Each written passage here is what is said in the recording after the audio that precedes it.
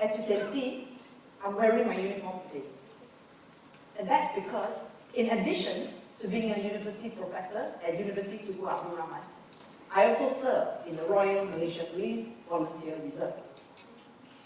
Experiences in both these roles have taught me something, and I want to share it with you today. What criminals want is often the same as what we all want. I didn't fully understand this at first, until a few years ago, when I was collecting data in the prison for a research project. I interviewed a man who had been jailed for drug trafficking. In the middle of the interview, he asked me, "How much do you earn as a university professor?" Then he said, "I can pay you a few times more if you come work for me." In that moment, I had this thought: you are now in prison. How many lives have you destroyed because of the drugs you sold? The families, the children, our youths. How many people in Malaysia have become drug addicts because of you? But despite that, he believed that he could offer me something I wanted. He was just talking about money. He was offering power.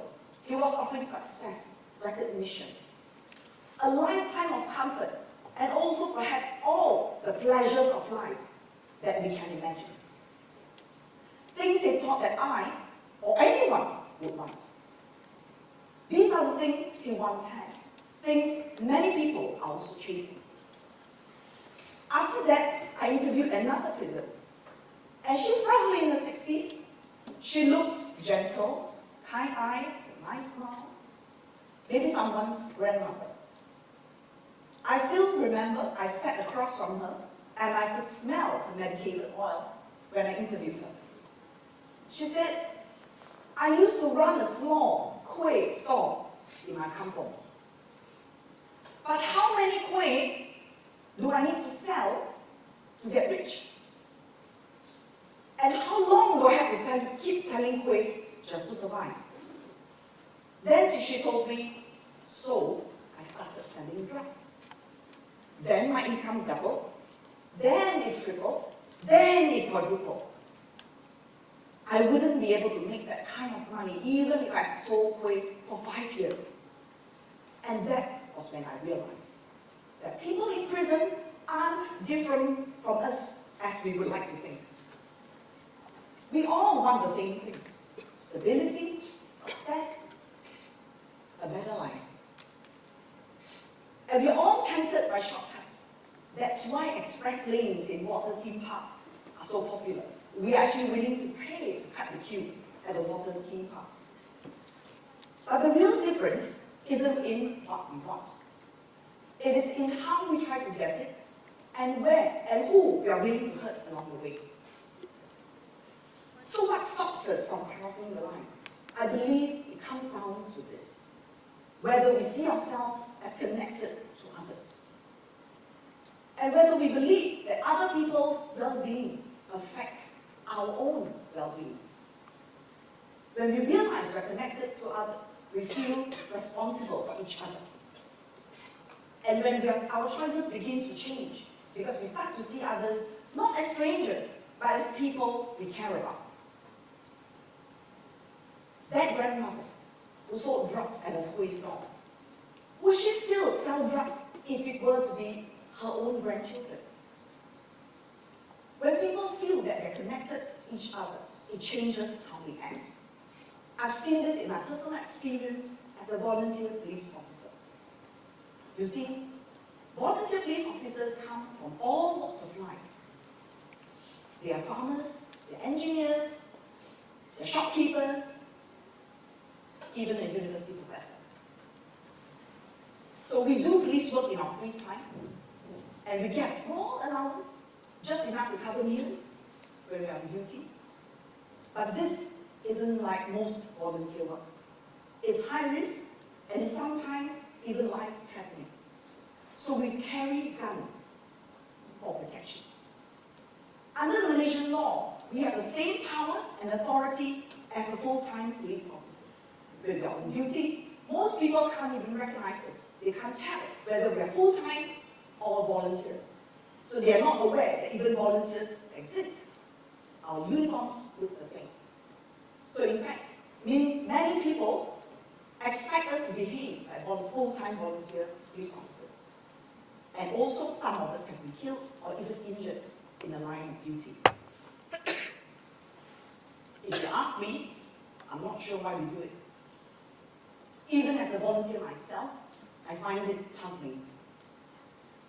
I'm sure why we volunteer for this job is beyond what we can imagine.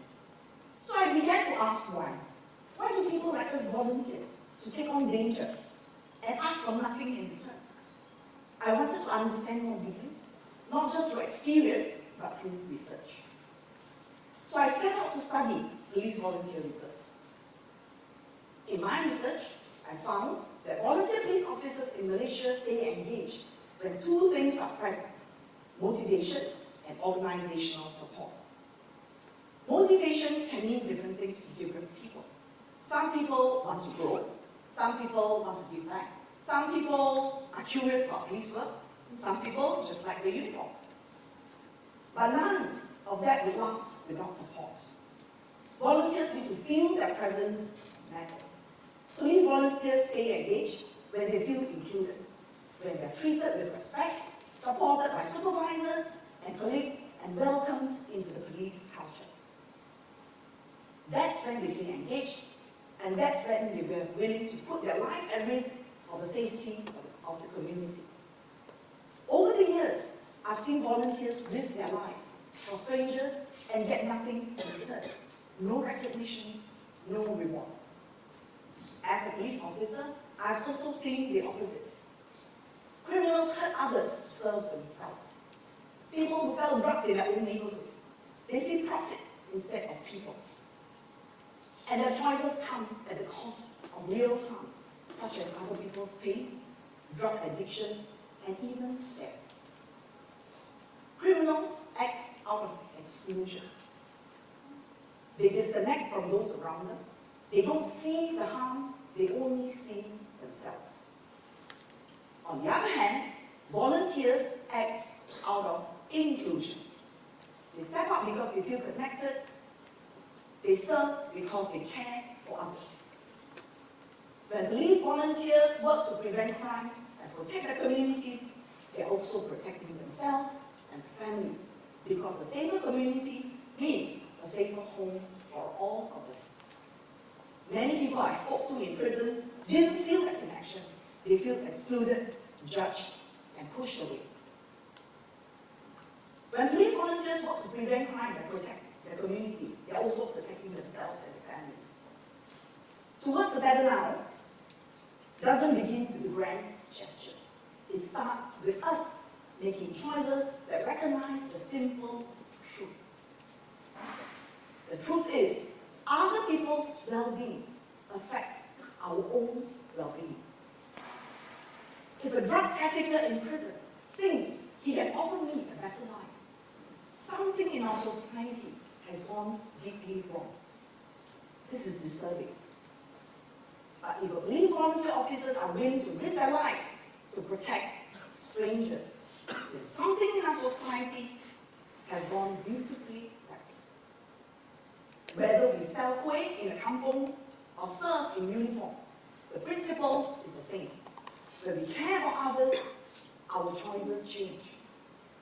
And when we care for others, we help build safer, stronger communities. Places where everyone feels that they belong. A community is made up of individuals. And if individuals don't look out for one another, how can we move forward as a society or even as a country? When we feel seen, supported, and included, their lives improve, and so do ours. Let's make life better for everyone, including ourselves.